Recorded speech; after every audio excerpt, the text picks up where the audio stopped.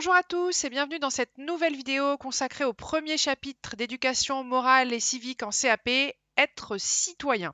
Alors, vous pouvez retrouver le cours papier qui correspond à ce chapitre sur le site internet. Je vous mettrai le lien sous la description. Donc, c'est ce cours-là, être citoyen, chapitre 2 MC1. Et le diaporama se retrouve aussi sur le site internet. Vous pouvez même le télécharger directement à partir du site internet. Alors, ce chapitre être citoyen, on va commencer par ce qui est écrit dans votre cours. Qu'est-ce que pour vous la citoyenneté? Qu'est-ce que ça veut dire être citoyen?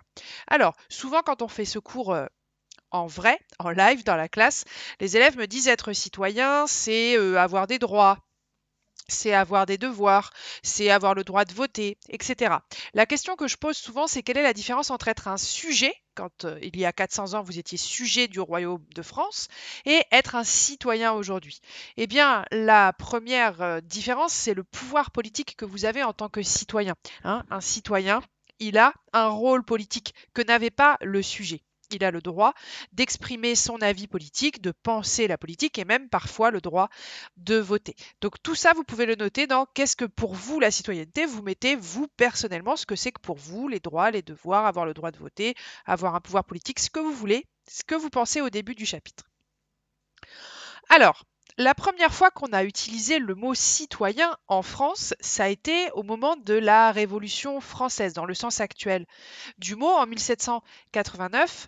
On a écrit la Déclaration des droits de l'homme et du citoyen, et donc ce mot apparaît. Donc vous pouvez écrire en D3, Déclaration des droits de l'homme et du citoyen. Mais n'hésitez pas à mettre pause pour tout écrire. Eh bien, dans cette déclaration, il y a des droits, il y a des devoirs, et donc nous allons voir un résumé de ce que dit cette Déclaration des droits de l'homme qui est toujours valable aujourd'hui. Si certaines vidéos sont coupées au montage pour droit d'auteur, eh bien n'hésitez pas à vous pouvez les avoir sur le diaporama de départ, vous le téléchargez sur votre téléphone ou sur votre ordinateur à partir du site internet et là vous aurez toutes les vidéos.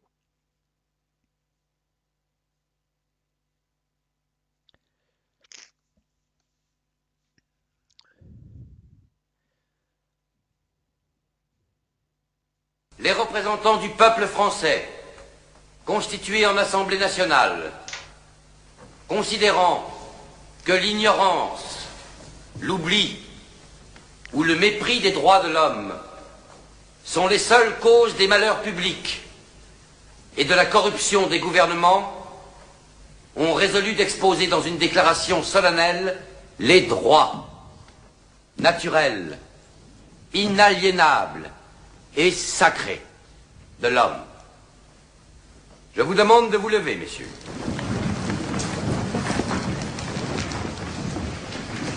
Article 1er. Les hommes naissent et demeurent libres et égaux en droit. Les distinctions sociales ne peuvent être fondées que sur l'utilité commune. Ces droits sont la liberté, la propriété, la sûreté et la résistance à l'oppression. Le principe de toute souveraineté réside essentiellement dans la nation. La loi n'a le droit de défendre que les activités nuisibles à la société. Tout ce qui n'est pas défendu par la loi ne peut être empêché. La loi est l'expression de la volonté générale.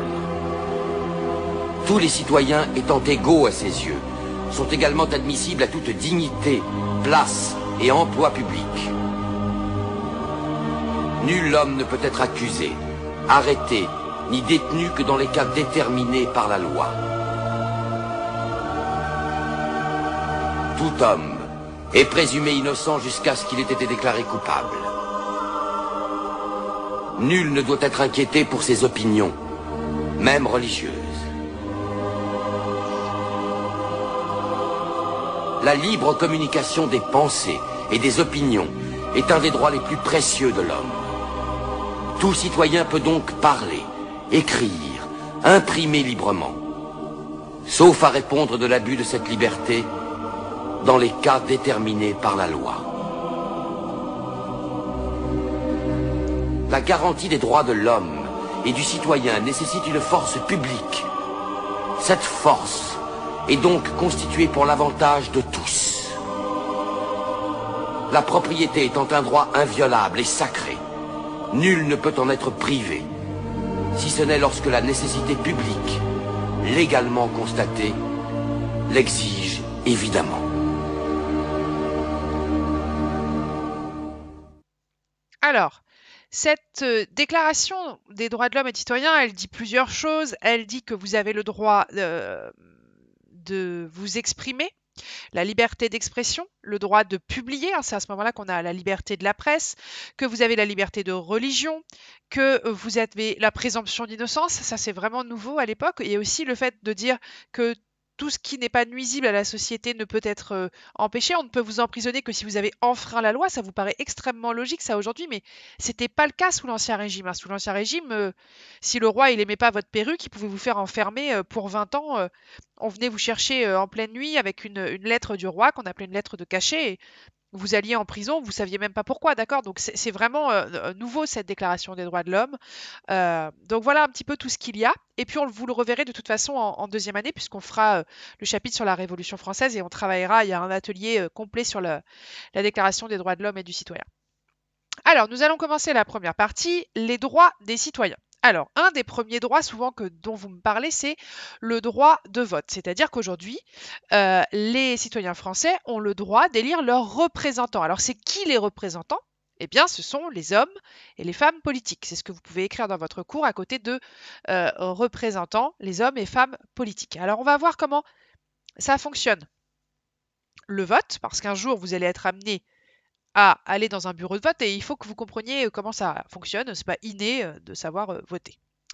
Alors, on va remplir ce document. Donc, ici, vous avez un bureau de vote et vous avez 5 étapes. Donc, il faut remettre les numéros dans les bulles. Première bulle, l'électeur prend une enveloppe électorale. Il prend un bulletin de vote de chaque candidat ou liste. Le numéro 1, du coup, c'est cette bulle ici. La femme, ici, numéro 1. C'est très important de prendre un bulletin de chaque candidat, de chaque liste. C'est ce qui garantit le secret.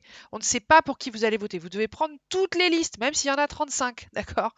De toute façon, si vous ne prenez qu'un billet, normalement, la personne qui s'occupe du bureau de vote va vous dire « Non, prenez-en au moins 2, mais prenez tous les billets, c'est important. » Numéro 2, l'électeur se rend dans l'isoloir et c'est obligatoire. Donc c'est ici. L'isoloir, vous voyez, ça ressemble à une cabine d'essayage un peu. Vous mettez donc le numéro 2 ici. C'est obligatoire. Vous ne pouvez pas passer de là à là directement. Vous êtes obligé d'aller dans l'isoloir. Encore une fois, ça garantit le secret du vote. C'est très important. Le vote doit être secret.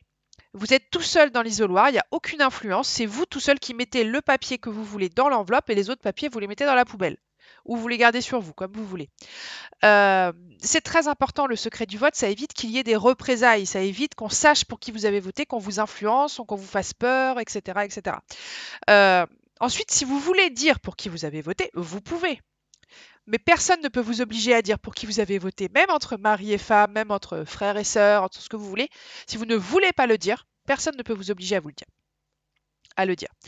Numéro 3, il fait constater au président qu'il n'est porteur que d'une seule enveloppe, donc au président du bureau de vote, donc c'est lui, le président du bureau de vote. Donc ici, le numéro 3, vous montrez au président que vous n'avez qu'une seule enveloppe, qu'il n'y a pas d'entourloupe dans l'histoire. Ensuite, c'est vous-même qui mettez l'enveloppe dans l'urne, et c'est à ce moment-là qu'on dit « à voter ». C'est très important que l'urne elle soit transparente. Donc le numéro 4, c'est ici. C'est très important. Si un jour vous votez et que l'urne n'est pas transparente, vous ne votez pas. C'est illégal. Il faut que l'urne soit transparente. Ça garantit le fait que c'est bien votre enveloppe à vous qui tombe dans l'urne, qu'il n'y a pas de tricherie. D'accord? Le numéro 5, vous allez ensuite signer la liste d'émargement en face de votre nom, ici. Donc vous signez là en face de votre nom. En face de, voilà, dans votre bureau de vote, là où on a vérifié votre identité, etc. Ça évite que vous veniez voter 10 fois par jour. D'accord? Donc voilà. Si jamais vous n'êtes pas là, le jour de l'élection, puisque c'est un dimanche et peut-être que vous ne serez pas là, vous pouvez faire une procuration. C'est très rapide à faire. Vous allez en commissariat ou en gendarmerie, vous demandez une procuration. C'est un petit papier, vous remplissez votre nom, la personne à qui vous donnez la procuration pour l'élection à laquelle vous lui donnez, la date, vous signez, le commissariat signe, et c'est bon. Cette personne n'aura plus qu'à vous donner sa carte électorale et elle va vous dire voilà, j'aimerais que tu votes pour le candidat numéro 3, par exemple. C'est une question de confiance, hein, vous respectez normalement ce que la personne vous demande. Vous allez voter donc d'abord pour la procuration, la personne qui vous a demandé, puis après vous votez pour vous. Enfin, pour vous. Vous votez pour qui vous voulez. Voilà, donc pour comment fonctionne le bureau de vote. Alors, à quoi sert le vote? C'est écrit sous votre document. À quoi sert le vote? Eh bien, ça sert à donner son avis. Hein, c'est important. Donc, vous pouvez donner votre avis. Vous pouvez décider de ne pas donner votre avis. Ça s'appelle l'abstention. C'est quand vous n'allez pas voter. Voilà, c'est un choix. Si vous donnez votre avis, vous allez voter. Alors, le vote, c'est vraiment un des rares moments dans la vie où la démocratie est vraiment réelle, si vous voulez. C'est-à-dire que quand vous allez voter, que vous soyez un homme, une femme, que vous ayez 60 ans ou 20 ans, que vous soyez blanc, noir, jaune, vert, bleu, rouge, que vous soyez chrétien, juif, musulman, bouddhiste, athée, que vous soyez riche ou pauvre, tout le monde vaut une voix ce jour-là. Ce jour-là, tout le monde vaut un. Tout le monde vaut pareil. C'est vraiment le moment dans l'année où l'égalité est la plus réelle, d'accord, quand on vote. Alors, entouré en rouge sur le dessin, l'étape qui montre que le vote est secret. Alors, en rouge, du coup, j'arrive pas à avoir mes petits... Là, voilà. On va entourer en rouge l'étape qui montre que le vote est secret. Donc, c'est l'étape, bien sûr, numéro 2. Hein, c'est l'étape de l'isoloir. Entourer en bleu ce qui montre que le scrutin est universel. Hop. C'est l'étape numéro 1. Universel, ça veut dire que tout le monde peut voter. Pourquoi c'est cette étape-là? Eh bien parce que c'est une femme qui vote. Et je vous rappelle que les femmes n'ont pas toujours eu le droit de voter. C'est très récent. Depuis 1944, les femmes ont le droit de voter, donc le scrutin est vraiment universel. Alors, vraiment universel, oui et non. Il n'est pas vraiment universel parce qu'il y a encore des gens qui ne peuvent pas voter. Par exemple, les enfants, ils ne peuvent pas voter. Les mineurs, mais aussi les étrangers. C'est-à-dire que quelqu'un qui vit en France depuis très longtemps, s'il n'est pas français, il ne peut pas voter. D'accord? Donc, c'est pas complètement encore universel le droit de vote. Il y a encore des gens qui sont exclus de ce vote. C'est pas complètement universel, si vous voulez. Alors, on vote pour qui? Eh bien, on vote à différents niveaux, à différentes échelles, hein, comme on a vu en géographie. Au plus proche de vous, vous allez voter pour les conseillers municipaux. Et eux, ensuite, ils vont choisir le maire. Alors, le maire de Rouen, actuellement, il a été élu cette année, c'est Nicolas Mayer-Rossignol. C'est un maire de gauche, parti socialiste. Rouen est une ville de gauche depuis de nombreuses années. Ensuite, vous votez pour les départements, c'est-à-dire les conseillers généraux. Hein. Ici, reconnaissez le conseil général à Rouen, hein, de Seine-Maritime. Donc, vous allez voter pour les départements et vous allez voter pour les cantons aussi. Alors, les cantons, on les voit, ils sont là. Ça, c'est la Seine-Maritime. Ça, ce sont tous les cantons. Donc, vous allez aussi voter au cantonal. Ensuite, vous allez voter pour la région. Donc, les conseillers régionaux et le président de la région, actuellement, c'est Monsieur Hervé Morin. Et c'est ici qu'il travaille à l'hôtel de la région. Normandie, Hervé Morin, centre droit au niveau du parti politique. Ensuite, on va voter pour les députés à l'Assemblée nationale. Donc, les députés à l'Assemblée nationale, on vote tous les 5 ans. Le président de l'Assemblée nationale actuellement, c'est Richard Ferrand, parti centriste. Et ici, vous voyez l'Assemblée nationale. Hein, à l'Assemblée nationale, pourquoi on dit gauche-droite? C'est simplement là où ils sont placés dans l'Assemblée nationale. Donc, l'extrême gauche, le centre, la droite, pardon, et l'extrême droite. Hein, c'est ce qui fait le placement dans l'Assemblée nationale. On met à côté les gens qui sont plutôt d'accord politiquement. Ça évite qu'ils se disputent. Voilà. Et ensuite, une fois qu'on a voté pour les députés à l'Assemblée nationale, eh bien, on vote pour le président de la République, tous les 5 ans aussi. Le président est actuellement Emmanuel Macron, qui a été élu en 2017, donc pour 5 ans. Plus jeune président de la République jamais élu. Quand il a été élu, il avait 39 ans. Alors, souligner en rouge les élections qui se feront au suffrage universel direct et en vert celles qui se font au suffrage universel indirect. Alors, vous pouvez souligner pour l'indirect le maire et les sénateurs. Qui se font au suffrage indirect, c'est-à-dire qu'en fait, vous ne votez pas directement pour le maire de Rouen, vous votez pour la liste, pour les conseillers municipaux, et ce sont les conseillers municipaux ensuite qui votent pour le maire. Donc effectivement, quand vous votez en haut de la liste, en tête de liste, on appelle ça, vous avez la personnalité politique importante, mais vous votez vraiment pour les conseillers municipaux qui ensuite, eux, vont choisir le maire, c'est indirect. Et les sénateurs, c'est indirect, on va le voir tout de suite. Les sénateurs, c'est pas vous qui les choisissez, regardez. Vous choisissez toutes ces personnes-là et c'est eux ensuite après qui vont voter pour les sénateurs. Donc c'est vraiment indirect.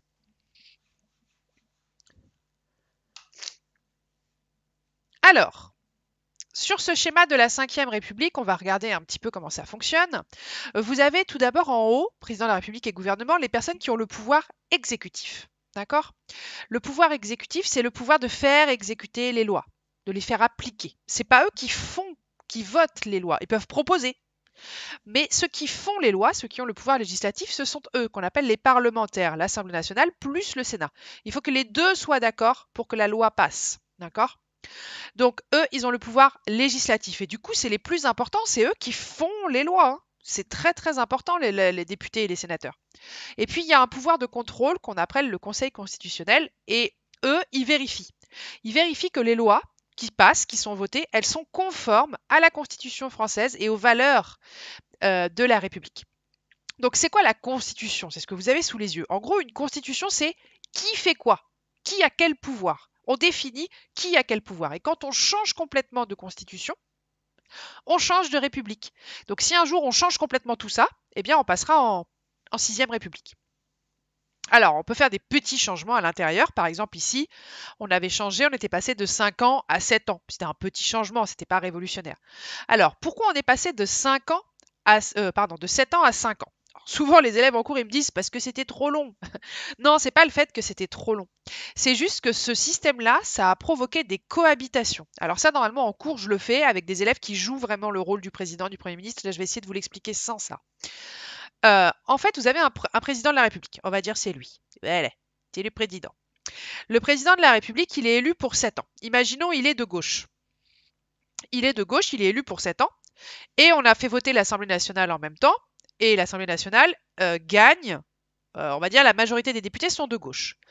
En fait, vous devez choisir le Premier ministre dans la majorité. Donc, c'est bon, il peut choisir son Premier ministre à gauche, c'est son ami. D'accord? Donc, il choisit son ami et ils gouvernent tous les deux ensemble, le président et le Premier ministre ensemble. Pendant 5 ans, parce que l'Assemblée nationale, c'est seulement 5 ans.